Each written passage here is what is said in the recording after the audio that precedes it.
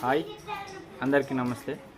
భద్రాద్రి కొత్తగూడెం జిల్లాలో గత ప్రభుత్వం మైనార్టీల కోసం కుట్టు మిషన్లు ప్రతి నియోజకవర్గానికి 100 చొప్పున కేటాయించడం జరిగింది. ఆ కుట్టు మిషన్లు ఆనాడు ఆ ప్రభుత్వం మారిన తర్వాత ఎన్నికల కోడ్ల పేరుతో దాదాపు అధికారులు పంపిణీ చేయకుండా నిర్లక్ష్యం చేస్తూ ఉన్నారు. దాదాపు నియోజకవర్గానికి 100 చొప్పున లబ్ధిదారులను ఎంపిక చేయడం జరిగింది. 8-9 నెలలు గడుస్తూ ఉన్నాయి. అవి పంపిణీ చేయడానికి జిల్లా స్థాయి అధికారులు చొరవ చూపడం లేదు. మరి ఎందుకోసం చొరవ చూపడం లేదనేది అర్థం కాని పరిస్థితి. అవన్నీ నిరుపయోగంగా ఉండడం వల్ల, లబ్ధిదారులకు ఇవ్వకపోవడం వల్ల వాళ్ళు కుట్టు మిషన్లు లేక తీవ్ర ఇబ్బందులు పడుతూ ఉన్నారు.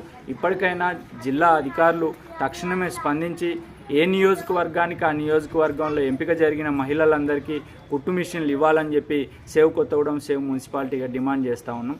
ఇవ్వకపోతే ఖచ్చితంగా ఆ లబ్ధిదారులందరినీ ఏదైతే మైనార్టీ